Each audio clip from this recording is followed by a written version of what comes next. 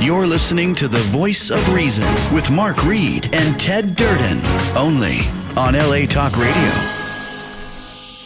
Good evening, and welcome to another edition to The Voice of Reason. My name is Ted Durden, and I'm a Southern Democrat. My name is Mark Reed, and I'm a West Coast Republican. And together we are The Voice of Reason. For those of you tuning in for the very first time, this is a politically motivated podcast where civil discourse is the order of the day, where Mark and I discovered we have more things that unite us than we do that divide us. Normally I would toss the ball over to my co-host Mark Reed, but this week is my monologue. There's been a whole lot going in the news in the last couple of weeks regarding the protests surrounding the horrible death, Murder of George Floyd. Let me start by saying this. I hate political pandering.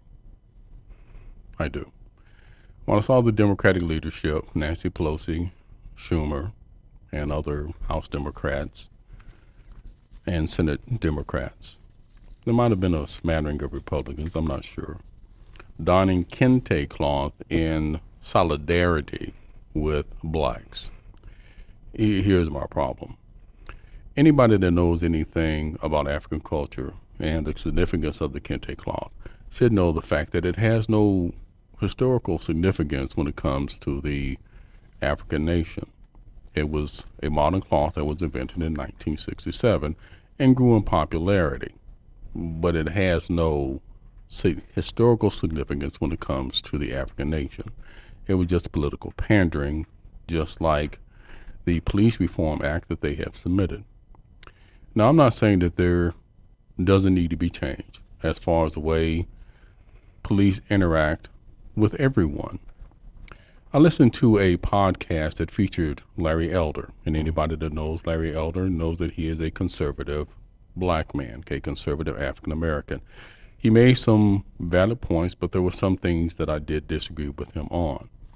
The reality is, police brutality goes across the entire color spectrum. It is not something that is experienced by blacks alone or Hispanics. It is experienced by everyone. He pointed out that there was a black cop on video caught choking a black teen, and no one raised an uproar about it. Someone should have, because brutality experienced at the hands of a police officer should be reported regardless of the color of your skin. But also the reality is that most of the videos that have been caught on film of white cops improperly interacting with blacks, abusing them under the color of authority, is often filmed by someone of color that is present. Does something need to be done about it? Yes. But as I have said before, number one, I believe there are more good cops than there are bad, but unfortunately the bad gets the most press. They need to be rooted out. Are the reforms that need to be made? Absolutely. The banning of chokeholds, carotid restraint, hog ties, anything that could result in the death of anyone needs to change. And we also need to talk about, and there needs to be a conversation about, not just racism, but also classism. Because the reality is this: if you are impoverished, black, white, brown, or otherwise, more often than not, you will have the police cruising through your neighborhood because the majority of the crime occurs there. And as a result of that, you have racial bias by the police officers where they become cynical and they form a certain opinion. Ask anyone who lived through the 60s. Talk to a hippie and talk to them about what their experience were. Talk to someone who's gay. Find out what their experience has been like at the hands of the police. But more often than not, if you are of a lower class, impoverished, you're going to deal with the police on a much more frequent level than anybody else that's of an elite status. Mark? You know, it's you've brought up some very good points, and our guest next week is going to be Bob Woodson, who talks about the difference between classism and racism, that racism isn't the prevalent problem in America. It's classism is a prevalent problem, and they're using racism now to overlook that. And I've been in arguments for the last 2 weeks right now. I have my definition of racism. I want you to lay out exactly what you think racism is. Okay, to me, a black man born in the South who has woken up to my share of crosses burning in the yard and some signs of support your local clan. Racism at its core, when you strip away everything, is when someone of another race creates an opinion of you without knowing anything about you and makes judgment upon you based simply upon the color of your skin. That is the epitome of racism. Now, that's a huge umbrella, and from that, a lot of things may meander. Racial bias, discrimination, but racism at its core is steeped in the belief that someone passes judgment, feels that you are less than they are because of the fact of the color of your skin is different. It could also be based on your religion. You're a less than. So that's my opinion and definition of what racism is. See, that borders the definition of prejudice. And everybody has a prejudice. I'm better than you, and I'm better than this person. I'm better than that one. I've got a better education than you. I've got more money than you, and I've got a better house, a better car. My wife looks better than you. My kids are actually more educated than yours, so I'm better than you. That rises to that. This is where I've got into the arguments, because Classism. it's classism, right? Whereas I have always defined in myself is that racism, prejudice is always feeling better than somebody. And that is inherent in every human being. This is what we strive to work harder for, to have that better car, to have that better house, to have that gorgeous trophy wife. And Everybody does. Everybody does that. So I've always classified that as a certain prejudice. When you define racism, then it crosses that line of the prejudice, making yourself feel better just because you're black, I'm white, so I'm better than you. Well, That gets into the racism that you just described. It's the color. And I think probably the best example, even beyond what happened with George Floyd, I think really and truly the best example of that is what happened to Arbery. Yes. Now here's a black man who's jogging.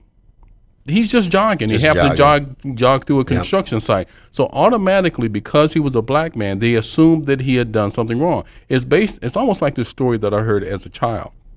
And it happened in Louisiana, where there was a white man sitting on the porch. There was a young black boy who was just running. The white man got off his porch, grabbed a gun, chased him down, shot and killed him. When the police asked him, "Why did you kill him?" Well, he was running. He must have done something wrong. Right. See, that dives into the definition that I have of racism. And that is when you have a hatred, when it develops into a hatred, it goes beyond the prejudice. You hate somebody because of the color of their skin. Right. And you have such an animus towards them that you are going to commit bodily harm, whether you're going to beat the living crap out of them or even as far as killing them. This is a racism that is not accepted, not tolerated anywhere on the face of the earth. This is why George Floyd's murder, and I call it murder, they've been charged with murder, second-degree murder now, because when you watch it, it's obvious it's murder, okay? So that, to me, is a massive abuse of force right off the top, just off the gate. Oh, absolutely. You look at it and say, okay, that is without a question, okay, an abuse of force. It's an abuse of power, and we see that in a multitude of arenas. Absolutely. Abuse of power. Right. And I won't go into all of them. We're going to stick with this one subject. When you watch it and you see it, you go, that's obvious, an abuse of power. It's murder. They killed him. 3 cots on top of his back. One on his neck, one on his back, one on his legs. The other was wandering around like, what do I do? What do I do? That is obviously an abuse of power, led to a murder. Abuse of force, abuse of power, led to his death, which is a murder. Right. Now you dive into the investigation. Does he have a racist background? Is he a history? Has he always just picked on blacks? Has he picked on who? Right, we talked about that. Then you get into the racist aspect of his hatred, because obviously he had some kind of a massive problem. Well, see, this is just it. Now, whether this is true or not, it has been reported. It has been reported that George Floyd and Derek Chauvin had a history. Yeah, they worked together as a security firm. Right, and evidently they had a problem with each other. So in that small sense, racism may not have been at play, where he just didn't like the guy. Right. And here he finally got him in a situation where he was superior to George Floyd in that circumstance, and he could abuse his authority in that instance and ended up killing him. Right. Murdering the man. See, so that's why I go back and forth on the racism versus classism, what is defined as racism. And to me, when I was building a house once, I've built several of them, but I was building this house, and a friend of mine had a friend of his from Texas come in and do the electrical work on the house. Mm-hmm. I've mentioned to you, I believe. And he, very proudly, I'm sitting here talking to him, and he asked where he's from. He said, from Texas. And I said, wow, what kind of, upbringing you did? And he proceeded to tell me that him and his friends used to go out and, hunt blacks, ants, but he used the N word, right? And I'm like, what? I'm in shock. Now I'm like, what? And he says, yeah, we get baseball bats. We just drive around on Friday night and beat the living tar out of them. I said, I said, really? And I said, are you serious? I mean, I was sitting in shock, actually. And so he goes, yeah, we do it every Friday night. And me and the boys just go out. And I told him, get the F off my property. I said, you're done. He said, but I got all this invested time in all the materials. I said, get off my property. Right now, your job's done, right? So then he comes out, and my buddy comes back to me. He says, well, he's running around telling everybody that you screwed him out of money and this and that, and you didn't tell him why. I said, really? I said, do you know where he lives? And he goes, yep. I said, okay, so bring me to his house. So I go to his house. I knock on his door, but I hear somebody inside. I knocked on his door. Probably shouldn't admit to this on tape, but, I'm going to anyways. He wouldn't answer the door, so I knocked his door in. And I walked right up to him and I said, you're a racist son of a bitch. And if you go out there and badmouth me anymore, I'm going to kick the living crap out of you and make up for every black that you ever beat up. The guy probably pissed in his pants right there. But to me, prejudice, everybody has. You can't help it. But when you cross the line to absolute racism, where you're going to inflict harm, and that includes even if you're an employer. I'm going to fire you because you're black. I just don't like your ass. Yeah, absolutely. You're a Mexican. I just don't like your ass. Yeah, it's like that woman in New York that called the police on that little girl who was selling water outside her window. Yeah. And she tells the little black girl, do you have a permit for doing that? Little girl's like, what? Yeah. And she actually called the police. So when it crosses that line, that is completely unacceptable to me. Mm-hmm. And now you sparked on another, because we're going to go to break here in a minute. So right before we go to break, you talked about the pandering of our politicians, and we're going to take the next 45 minutes. And this whole thing, I hate the it. CBC comes out with their fact sheet of the Justice and Policing Act of 2020, and then I read this entire bill here, 138 pages of bullshit. And it's called the Police Accountability, Holding Police Accountable in Courts. Well, listen, let's be fair. It ain't all bullshit. They make some good points, but a lot of it is very, very few. But if you look at state level versus federal level, okay, this is where we're going to dive into it. We're going to have some fun. Okay. Okay, so we're going to go to break. We'll see you right after the break. Sounds good.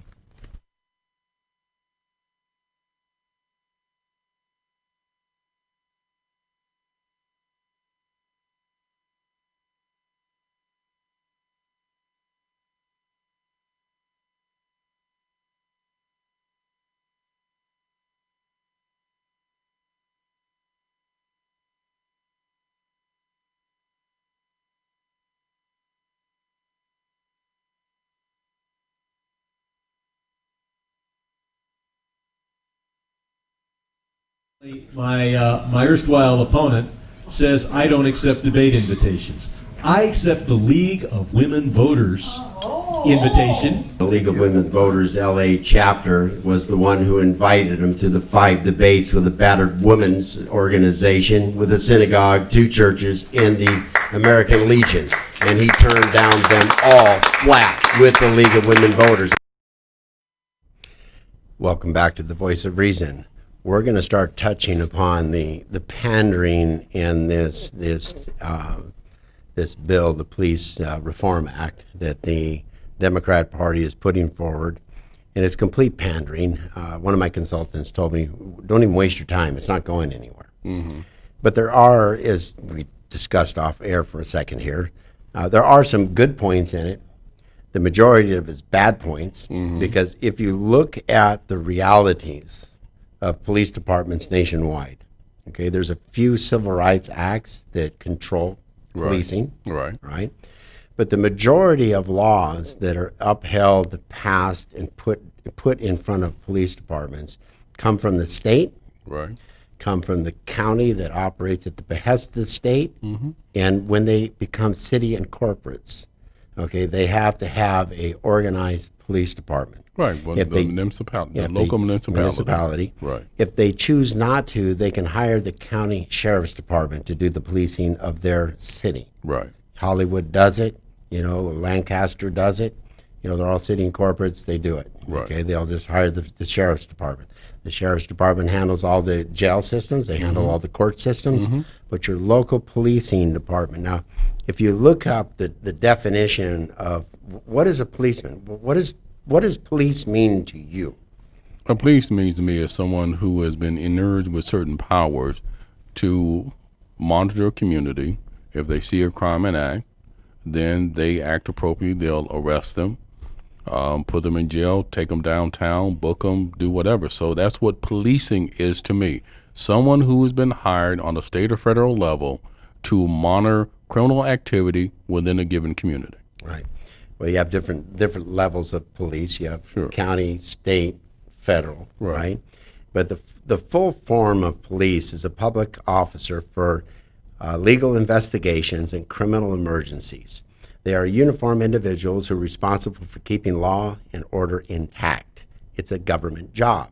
Every police station consists of sub-inspectors, assistant sub-inspectors, and constables.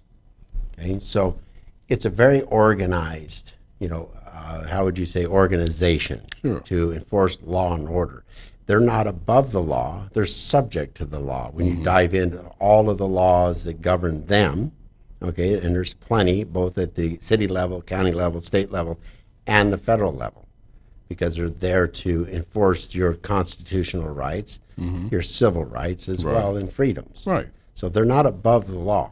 No. So when I dove into the fact sheet that they put out there, the CBC, because people are lazy. They're not going to read this 135 pages to see what's in it. No. Who in the hell is going to do it except for a person like myself who's running for office, because I want to know what's in it. Right. I want to know the details. Right. But if you look just at the fact sheet, it actually looks pretty good. It says establishes a national standard for the operation of police departments, mandates data collection on police encounters, reprogram existing funds to invest in transformation community-based policing programs, and streamline federal law to prosecute excessive force and establish independent prosecutors for police investigations.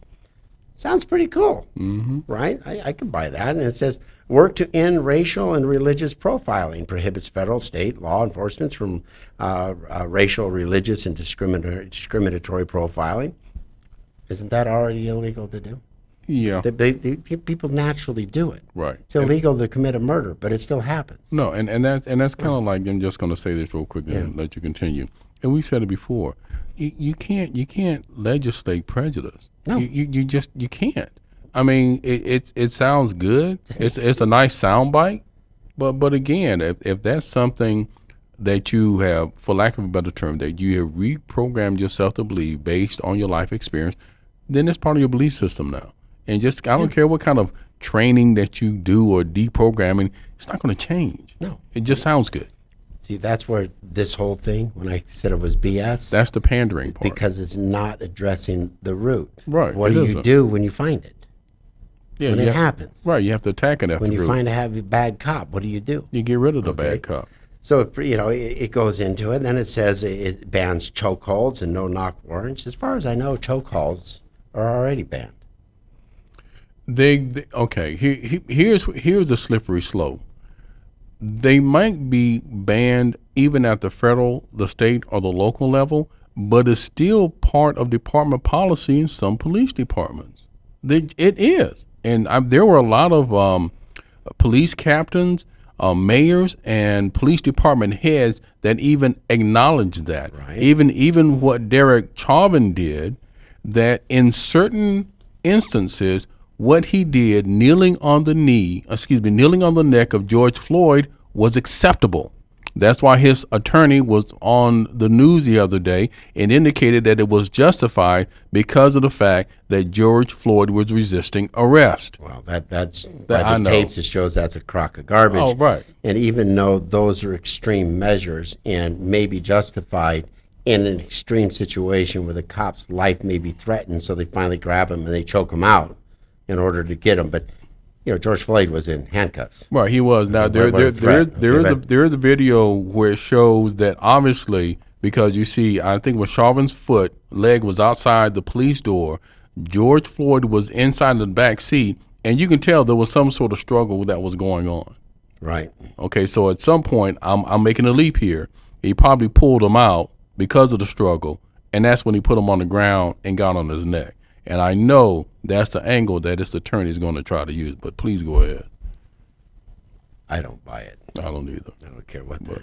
Then it goes into the banning of no-knock warrants.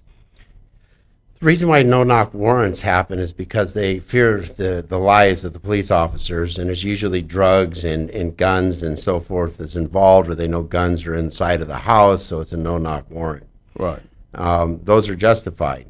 They're not carried out as often as most people think. But put it this way, once a person has a warrant out for their arrest, the police department has a right, as far as I'm concerned, to protect their well-being.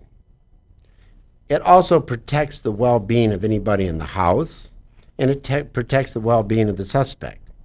Because if I can catch a guy sleeping in his bed, and he might be, with his significant other or his girlfriend, I catch him completely off guard, snoring away, okay, that's a lot better for my officers, and it's a lot better for the suspect as well. Walk in, handcuff him, and bring him out. Here's the problem. Because clearly what happened to Breonna Taylor, we'll say was an anomaly. Because she was a victim of a no-knock warrant. It's possible that the police in this instance may have had misinformation because they believed that her boyfriend was a drug dealer. So that's why they were able to obtain the no-knock warrant. See, the problem that presents is, and I agree with you, they have the right to protect their life. Now you're diving into that abuse of power. Well, see, that doesn't even so much fall under the abuse of power, because here's the slippery slope again with the no-knock warrant. Right. If you have the wrong person, because when a cop breaks in with a no-knock warrant, they're not required to identify who they are. And that's what happened. Breonna Taylor jumped up, her boyfriend jumped up, grabbed his gun and started shooting because he had no idea who was breaking in his home. And if I'm a homeowner, if I'm laying in bed with my girlfriend and somebody busts in the door, doesn't identify, I'm going to start shooting first and ask questions later. And that's what happened. As it turned out, they had misinformation. Yep. No, I agree. And those instances are more of an anomaly, right? Anomaly, right? Versus the norm, right? True, okay? Very true. It does happen, right? Okay, but look how many warrants where they knock on the door, hey, and the guy jumps out the back window, takes off down the street, he's shooting backwards at the cops, right? So then the question becomes almost like our judicial system: is it better to have one dead innocent and 10 criminals? Is that a better solution? What happened with Breonna Taylor was a tragedy. It wasn't racist in any way at all. It was a tragedy where it looks like the police had misinformation. Now, what is the answer? Is the answer to get rid of no-knock warrants? I don't know if it is, but you can't ignore what happened to her and the repercussions. There can be a little more of a scrutinizing of the request for an And make sure the facts, make sure they have all the correct information. Just like the FISA warrants and so forth, Yeah, right? right. But now you get into the limited military equipment on American streets and requires body cameras. Diving into this thing here, rather than banning it all, work out the list. I mean, I just bought a military Humvee. Mm-hmm. That military Humvee's got 1,900 miles on it. It's a brand new truck. The government bought it for $70,000. Parked it in one of its yards for the last 15 years, and I just bought it for $7,600. But here's my question, though. What does military equipment that the police are using have to do with police brutality? No, exactly. That's why I say this whole book, this book I'm reading here about the Police Reform Act has nothing to do with real police reform. Well, I'll dive into it further because I'm going to go through section after section here. Yeah. I'm doing their quick, fact sheet, which is just so misleading. And then investigate police misconduct. Well, that can be improved, but that should be a state mandate. It should be the feds should look at the state and say, look, you want money for police departments, you want ex-military hardware, you want this support and that, because the feds give them a lot of money. Then they can say, okay, we've come up with a certain standard, and this is where I do agree. That some of these things are good. Investigate it. Now, where's the weak links in this? And I talked about it with you just a little bit. The reason why most police departments won't fire a new cop that has got a couple of abuse of force complaints against him, he might have some other issues going on. They don't want to get rid of him because they've invested $1 million in training already. They've got a lot of money wrapped up in this guy. Right. Okay? So how do you make it easier for police departments to say, you know what, we got a bad cop, okay? We want to can him, but we've got all this money invested in him. We don't want to can him. We can't can him because we're not getting any more money, and we're going to dive into that with the City of Los Angeles. Right. We can't can him, so why can't there be a grant program that promotes getting rid of a bad cop? I mean, if you got a bad cop on the force and you show the training and everything else, you go in and get the grant money from the feds and say, okay, we want you to get rid of these bad cops. We're going to reimburse you for the training of that bad cop. Then he goes on, because part of this is a registry as well of bad cops, so they can't go from one which police I think is a department good to another. idea. It's a good idea. Right. And it should be done on a state level from county to county to county, every police department in there, go into a federal database. They can't go to another state. But as long as it's a state database, if you walk into another state and you say, yeah, I was a cop in California, they go into the California database and, yeah, you're a cop in California, you're a bad cop, we don't want you. Right. Now, let me ask you a question about this. Okay. Because we talk about police investigations, that's IA, that's internal affairs. Every police department has an internal affairs. So why would you need a federal mandate to do something that they're already doing at the state and the local level? Now, if they want to do anything, what I would think is this, just off top, maybe they want to put in a civilian watchdog group to partner with IA when you have a cop that comes in for discipline, especially if there appears to be some sort of racial animus, or limit the number. If this guy, because Derek Chauvin had 17 investigations, put a limit on it. If you get more than 5, you get automatically suspended for 30 days or something like that. Do something. You've opened up the thing that everybody's talking about, and that City of Los Angeles, LAPD, has got a civilian oversight. Okay. It was federally mandated. Right, I remember that. Okay, because of all the problems they have. Right. Do you think LAPD is super clean? No, of course not. There's bad cops in there. They got some issues going on, and it's because they're human beings. And I got to say this. I got to say this too, and I'm going to piss some people off. That's okay. That's okay. That's okay. Okay. I was posed a question, and that question was, okay, out of 100 cops, let's just say 80, 90% of the 100 cops are good. And you got 10 bad cops. Are all the cops bad because the other 90% don't report on the 10? Does that make them bad? No. No. It may make them complicit. Does something need to change? Yes, it does. But let me ask you a question, my brothers and my sisters. When you see a friend of yours stealing something in a store, do you go to the store manager and report? You don't. My wife would. You don't. No, but most of the time, Yeah. they Most won't people- do most it. people don't because they can justify my point it. is this. My point is this, and it's just old school policy. Mm-hmm. Don't demand something of others that you're not willing to do yourself. So if you want cops to report on other cops, why don't you report your friends or your family when you see them committing a crime? Why don't you do that? You have a problem with the police policing themselves. How do you police yourself? How do you police your family? How do you police your siblings? So don't demand something of others that you're not willing to demand of yourself. I had to get that out there. Okay, go ahead. Mike.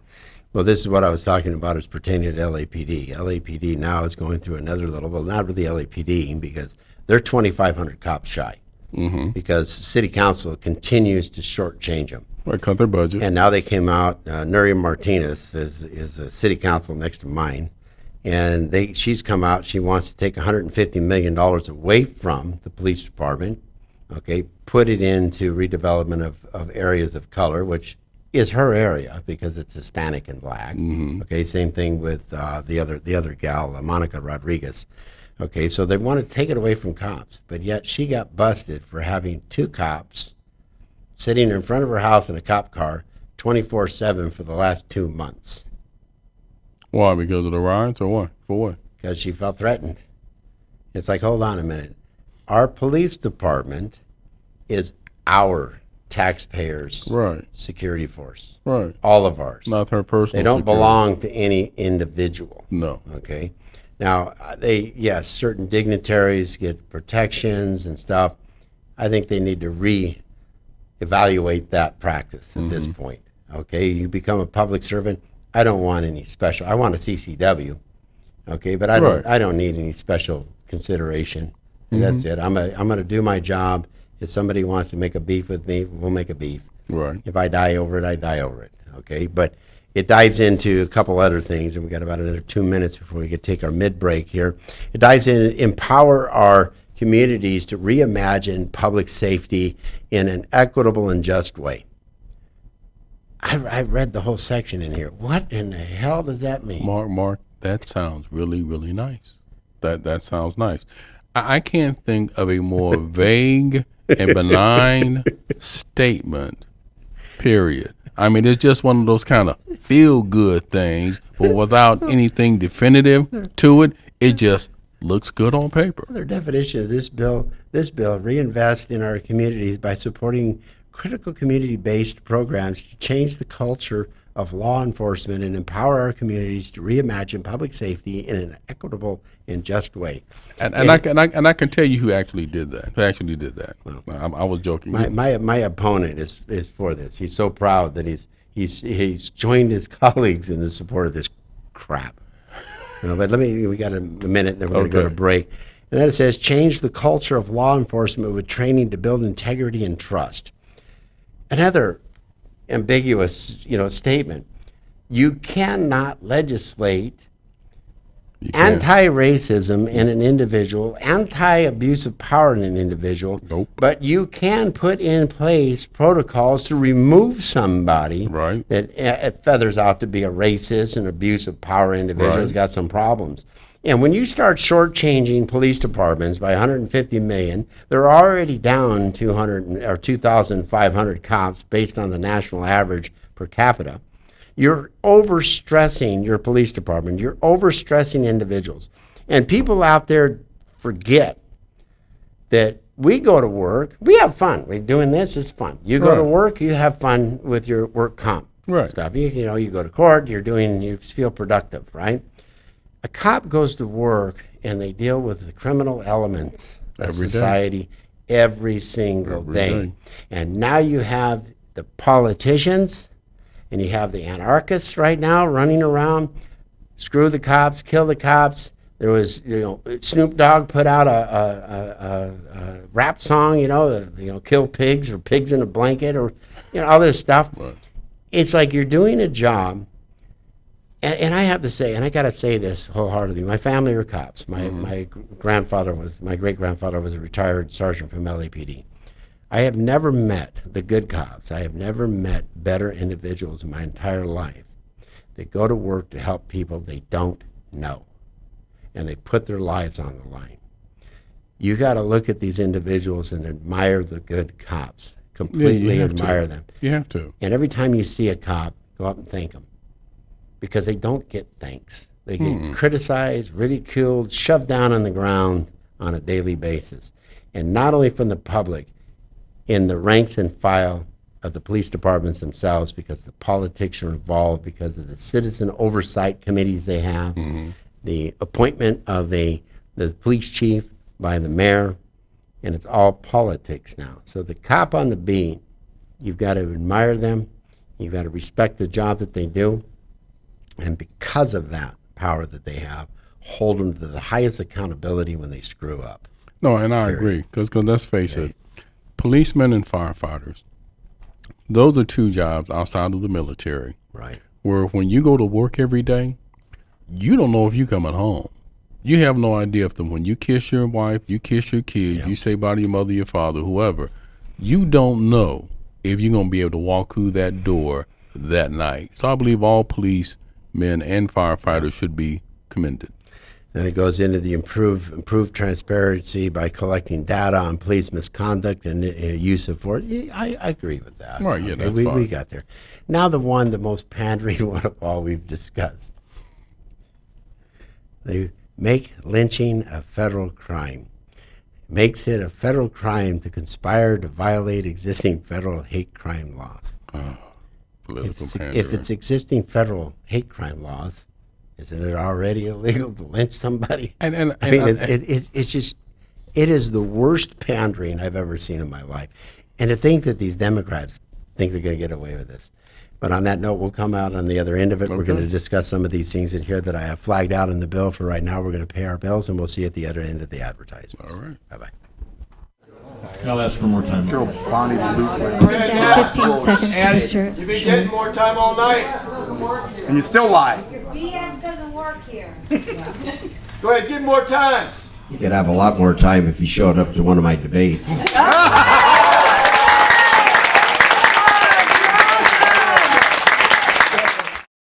Hi, my name is Ted Durden, and I want to take a moment to talk to you about trust, and I trust churchandlaw.com. When it comes to workers' compensation and employment law, you can trust churchandlaw.com. If you ever need legal advice you can rely on, it's churchandlaw.com. Black and white, no gray, churchandlaw.com. 818-230-3110. churchandlaw.com, a law firm you can trust and count on. I accept the League of Women Voters invitation. That's why I'm here. The complete voter suppression. The League of Women Voters LA chapter was the one who invited him to the 5 debates with the Battered Women's Organization, with a synagogue, 2 churches, and the American Legion. And he turned down them all flat with the League of Women Voters moderating. I didn't have a problem with it. I've never had a problem with it. I think it's a fantastic organization. I've never berated the League of Women's Voters. You've berated women in general just by the way you run your office.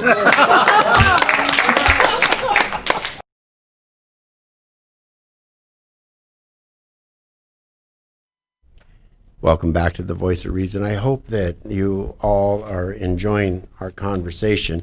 And if you have a question or want to add to it, feel free to call in. I've got quite a few little things, Points to ponder. Points to ponder, and there's a whole bunch of them in here I find is garbage, and I'm going to kind of race through a few of them. But it looks into the first is the accountability of holding them accountable in courts, which is one of the big bones of contention because of the Plausible Clause Act in the federal code, and it says by striking willfully and inserting knowingly or with reckless disregard, and by adding at the end of the following, for purpose of this section, an act shall be considered to be death resulting if the act was substantial factor contributing to the death of a person. The issue is that there's enough laws on the books already, and that was the point I was missing on this, and that is that the police departments all have unions. Mm-hmm. And the police department the union will fight the police department in the city because they're a city employee. Right. So their unions are really powerful. and they will fight and really, protect the cops' interest. Okay, because there's a lot of unsubstantiated claims and Right. allegations that are made. But on situations like this, like I pointed out, if they created a grant or a fund to replace or reimburse police departments for a cop that's gone rogue, okay, and they've got, let's say 5 abuse of powers or abuse of force, Right. that they get terminated, and they go into a database, they can't get hired at another police department anywhere else. That's fine, but the reason why a lot of these cities don't fire them is because they can't lose the money. They've got so much money invested. Yeah, because the in money them. they've invested Right. with training. Yeah, so you get into the defendant was acting in good faith and the defendant believed, blah, blah, and that's all part of that clause. Now you dive into, another section in here that I kind of, highlighted out. The feds will create this civilian review board, which means an administrative entity that is independent and adequately funded, has investigatory authority and staff subpoena power, has representative community diversity, has has policy making authority. That's something that's really bizarre. It has policy making authority, provides advocates for citizen complaints, has mandatory police power to conduct hearings and conducts statistical studies on prevailing complaint trends. That's too much. That's way too much. That's way too much. But again, remember I was talking about on the federal level, this is the feds diving into state authority over county authority. Right. And this is where you're usurping a certain amount of constitutional rights of the states. And this if this was ever enacted, it can almost lead to civil war in respects, because that's what it is. And then you dive into the Trust and Integrity Act, community-based organizations. The term community-based organization means a grassroots organization that monitors the issues of police misconduct and has a national presence and membership, such as the National Association for the Advancement of Colored People, the NAACP, the American Civil Liberties Union, the ACLU, the National Council of La Raza, the National Urban League, the National Congress of American Indians, or the National Pacification of American Legal Consortium. Law enforcement accreditation organizations. The term law enforcement accreditation organization means a professional law enforcement organization involved in the development of standards and accreditation for law enforcement. Now that section sounds good. The prior one of the citizens one, in naming all of these organizations to oversee every police department. Now, I'm going to remind you that all of this anarchy that is taking place in Democrat-run states, Democrat-run cities, and you also have to remember a lot of these police departments are run by blacks, black chief of police, black attorney generals. So it's not a racist thing. It gets down to a policy issue of being able to control the crime, the criminal activity. Are they being funded properly? If they're being funded properly, as we were discussing offline again, those community-based substations. Do you have a substation in your neighborhood where the kids walk by? Hi, Officer Ted. How you doing today? I'm doing great. How you doing, Tommy? It's good to see you again. Be careful with your bike. We don't have that anymore. There is a huge split between the community and law enforcement in all areas. Right.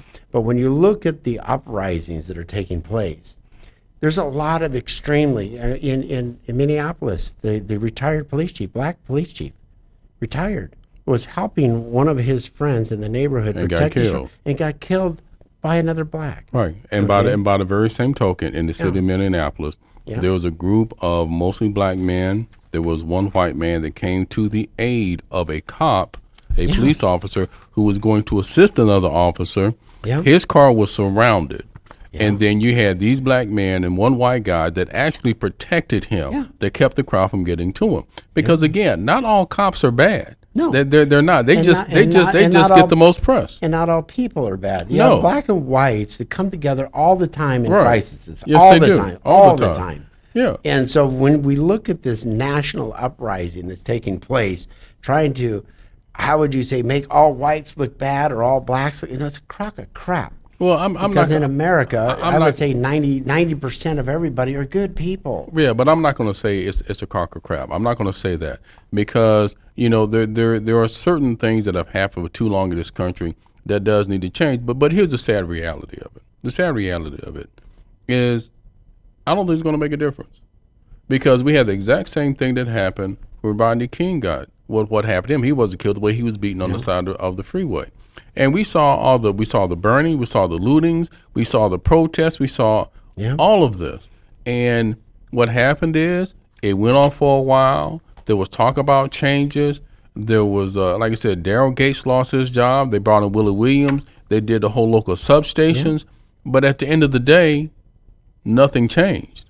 Do you think Because they're not dealing with the root cause. No, they're not. They're not. They're pandering to get votes. They're pandering and acting like they're trying to attempt to fix the problem, and they don't get to the root problem. You know what? Here's what I'm tired of, and this again, it's going to piss some people off.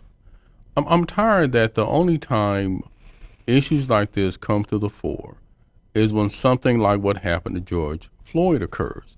Racism has been a problem in this country since time immemorial, and in the conversation between whites and blacks, whites and browns and blacks, whites and Asians, blacks and Asians, whatever the color spectrum is, it's something that needs to go on a daily basis.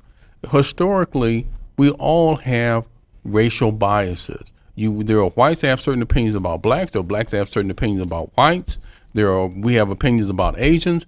Everybody has racial bias. Now, the conversation that everybody's talking about that we need to have, that's nothing new. That's nothing new. It is simply it's just right now. And these same politicians are pandering like crap. Every Mark, single one of them have been in office for over 40 It's years. it's the flavor of the month. Yeah. Have they fixed it in the last 40 years? No, they Have haven't. addressed it? They haven't. So they haven't. what is this? This No. is just another pandering. And I saw your friend in the picture though. Who? Sherman. I saw him in the picture though. Yeah. With the kente Okay, cloth. With the I'm gonna- kente cloth. He even had the kente mask on. You look good, Mark. You look good. We're going to go to fist the cuff here on that crap. You get into this racial profiling. This is the one that really cracks me up, right? It's like you can't look at a human being. A cop can't. Racial profiling has been now prohibited. The term racial profiling means the practice of law enforcement agent or agency relying to any degree on actual or perceived race, ethnicity, national origin, religion, gender identity, or sexual orientation in selecting an individual to subject to routine, spontaneous. So sorry. I am so sorry. I'm so sorry. So essentially, they can't really investigate anybody. I mean, my point is this, and it's like you said, you That's can't. That's why I you said can't- this you- is just you- BS. look, You can't get better than this BS right here. You can't legislate prejudice. You can't legislate bias. You just can't. You can't train it out of them. You can't will it out of them. You can't legislate it out of them. You can't do anything. I mean, It's again, prohibiting of racial profiling. And this thing goes on. I suggest everybody look this up and spend your time because the media is not covering it the way it should be covered. like I said, know? it looks good. It sounds good. Yeah. Oh man, it even feels good. It feels good. But it ain't gonna Exactly. change nothing. It ain't gonna and change they got nothing. these neat It's things just, in it's here. just pandering. The short one is because there are a whole bunch of acts in the one title bill. Is this one's called the Peace Act, and the Peace Act is police exercising absolute care with every act of 2020 or the Peace Act of 2020. Whatever. You got a guy that's running down the street with a gun, throws the gun out, throws the drugs out, and you're going to have to keep running him down and running. Can you please stop? It Or makes are me, you going to tackle his ass and knock him on the ground, handcuff him, and drag him back?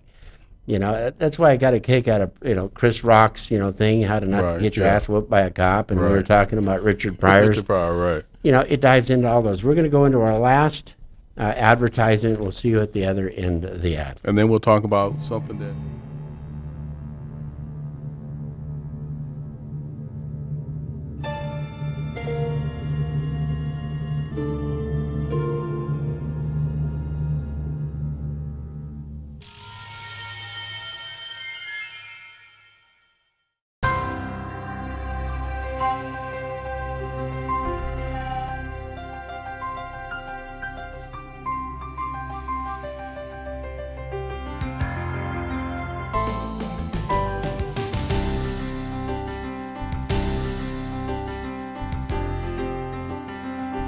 Back to the voice of reason with Ted Durden and I talking about the pandering and this police reform act, and Ted wants to give some props to Joe Biden And Donald Trump. and Donald Trump that they actually agreed on something, but We'll talk about that a little bit. here.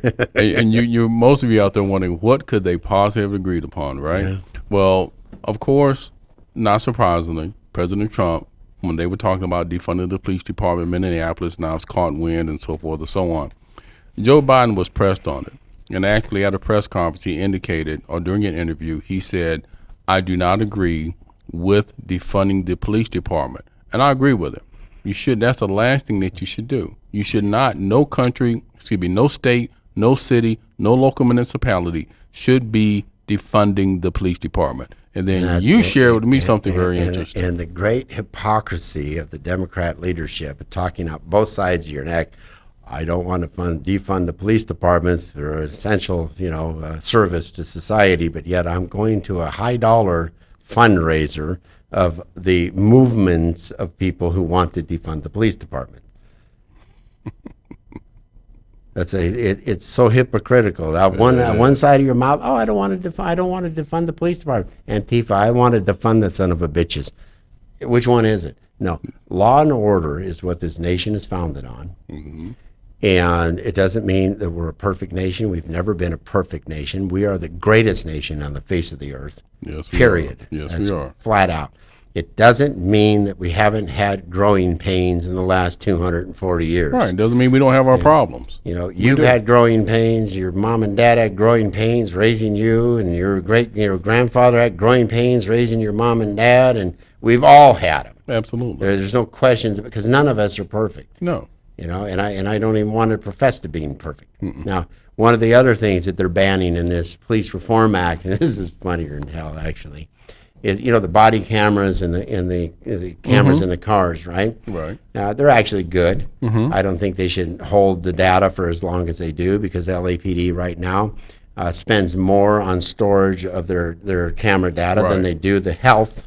What do you call it? Health insurance policies of their officers, right? So it kind of gets out of hand. You got to look at what's going on there as well. But this bans, I'm going blind. No camera or recording device authorized or required to be used under this part may employ facial recognition technology. What? So a cop goes into a store investigating an armed robbery. The guy happens to be in there. He shoots at the cop a couple of times. His body cam gets a perfect picture of him. They can't use facial recognition technology to find out who the hell he is. I mean, this is insane. This is just insane. Completely insane, Ted. I mean, but this is what my opponent supports. It's right here. That's why I put it out here. Okay? Wow. And it's like, I would give the cops every tool they can to investigate every crime. Absolutely. And every tool they need to protect their lives and the safety and security of victims and also criminals of as American well. citizens, Why not? right. A criminal, they gives up willingly. You say, okay, I give up, I'm busted. Puts his hand behind him. No harm's going to come to him. But the criminal wants to get into a gun battle. I want my cops, just like, remember the North Hollywood bank robbery? Oh, right. I remember that. Yeah, right. they were outgunned. Oh, yeah. The guys had full body armor, everything. They were shooting them in the head and bouncing off their heads. It probably hurt like a son of a gun. But these guys were all amped up on drugs. They just kept going. So it's like, I'm going to give the cops everything they need to take somebody down. Wow. But I'm going to also hold them to the highest standards of law, period. That's how I look at it. Right. Yeah. I mean, I think what they talk about, you and I talked about it. Yeah. I think there are certain immunities that need to be taken away that they seem to enjoy right now. Well, the Immunities Clause Act that they have has been abused in 2019 and 2020. Right. And that needs to be readdressed as no different than you have manslaughter. There's 3 different degrees of manslaughter. I think Right, there's 3 first, second, different. and third. There's a 3 degrees of homicide, and there's 3 different degrees of murder. Okay, in that immunity clause that they have, there should be different degrees that can apply. It can't just be a blanket one. Right, and that's what I they say, have well, now. I thought I was following the law the best I possibly know it. I didn't realize that when I chased the guy, I shot him in the head, and he actually only stole a box of gum. You know, that's a crock. You know, they have to have a level of justifications. Right. And this is where I do agree that can be approached and addressed. And because you can't just throw it out. No, you and this is can't. what the Republicans have been saying. You can't just throw this out. You're never going to get a person, any normal person, to become a cop ever again. Because if the citizenry can sue them civilly, who in the hell's going to want the liabilities? Right, exactly. Nobody's going to want Right. them, right? So we're going to come up to a hard one because 2 things I want to bring up. Okay. This one is the to me kind of the worst of the pandering here, and I know it's historically close to your heart. It's a painful bone, but they have to throw it in here. It's Justice for Victims of Lynching Act.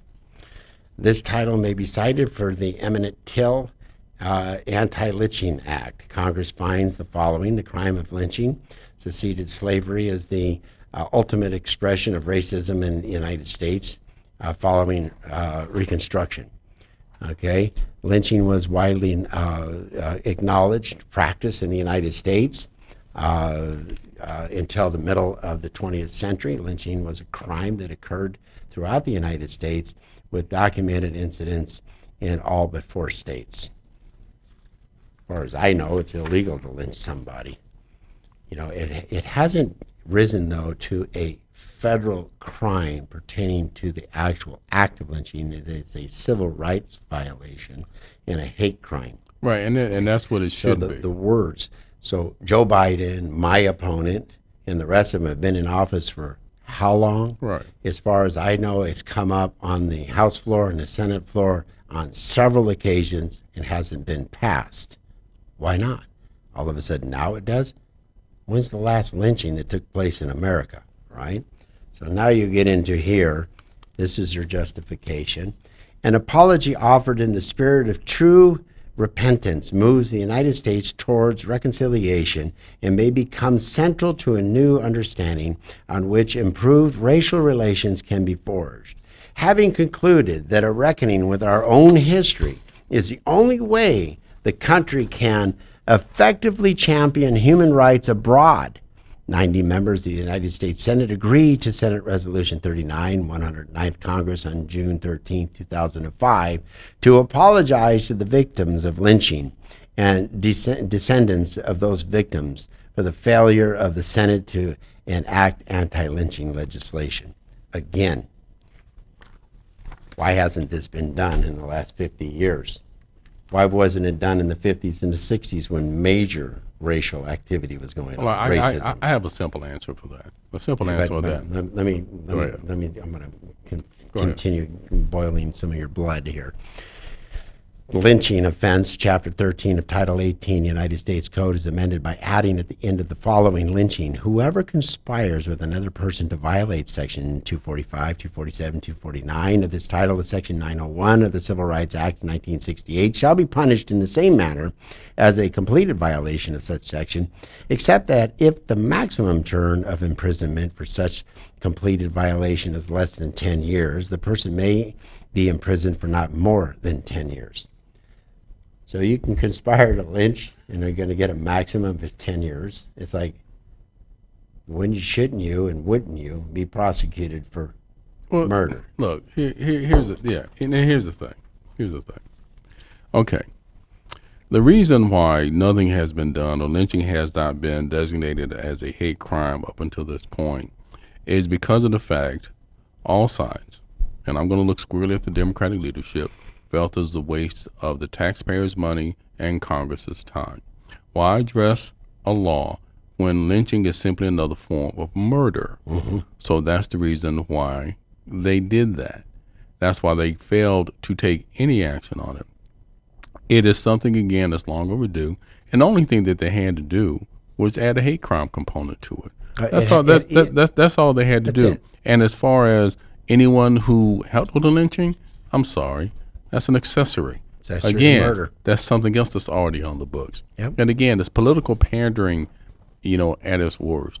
And to me, to do or try to add a hate crime component because of what's going on in this day and age, simply exposes the fact that it's political pandering, pure and simple, and it just kind of leaves a real nasty taste in my mouth because it's disingenuous. Because if you're really interested in doing this, it should have been done decades ago. Easily in the 50s and 60s. Yeah. Easily back in those days. Now, here's the cherry on the top. The of coup this de whole grace? bullshit, right? It's called Section 502 Saving Clause. Nothing in this act shall be construed to limit legal or administrative remedies under Section 1979 of the Revised Statutes of the United States Code, 42 U.S.C. 1983, Section 210401 of the Violent Crime Control and Law Enforcement Act of 1994, 34 U.S.C. 12601, Title I of the Omnibus Crime Control in Safe Streets Act of 1968, 34 U.S.C. 10101, or Title VI of the Civil Rights Act of 1964.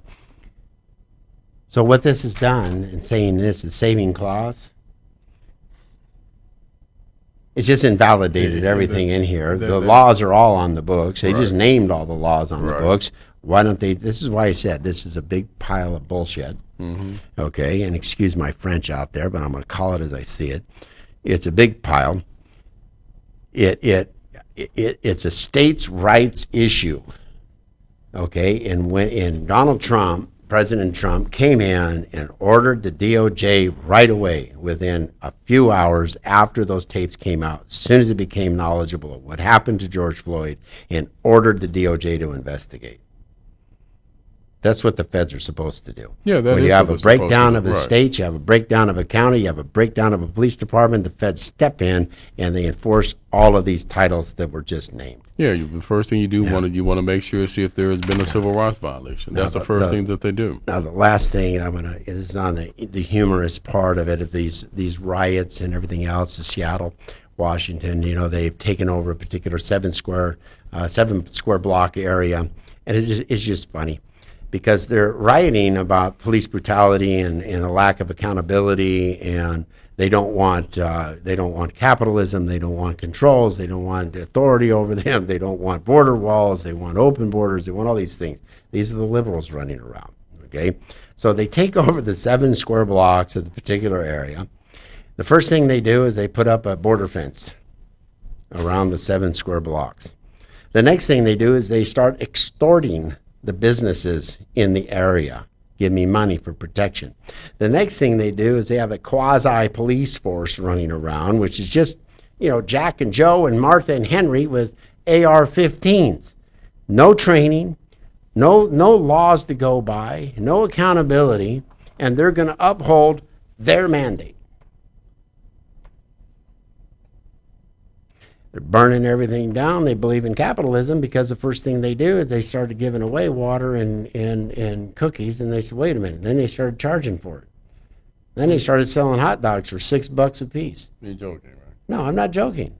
This is all what's going on over there in Seattle, Washington. But the saddest part about it is the spineless leadership that's been elected, being paid hundreds of thousands of dollars to run their city, are not protecting it for who? The law-abiding citizens, whether you're black, whether you're white, whether you're Asian, whether you're American Indian, the people who want to live by the law, under the law, and be protected. On that note, I want to thank got him going on that one. On that note, I want to thank everybody for tuning in once again. It was a good-spirited conversation. I suggest everybody looks up this monstrosity that your Democrat leadership is trying to push through. It has nothing to do with police reform. It's a $2 billion a year funding of their pet peeves of taking control of police departments nationwide was a usurp of our Constitution and the independence of our state rights. There's better remedies to the problems that we're facing. Ted, take it on home. There's been a lot that's been going on with the murder of George Floyd and the ensuing protests, and rightfully so. Yes. At the end of the day, what it comes down is this. Police brutality against any race, against any citizen, against any individual is just wrong. Yes. And I'm going to distill everything that's happened, I'm going to say in the last 100 years, into a very simple phrase. When you know better, you do better. Ignorance prevails when rational minds sit back and do nothing. Be sure to tune in next week. Thanks for tuning in. Bye-bye. You're listening to The Voice of Reason with Mark Reed and Ted Durden, only on LA Talk Radio.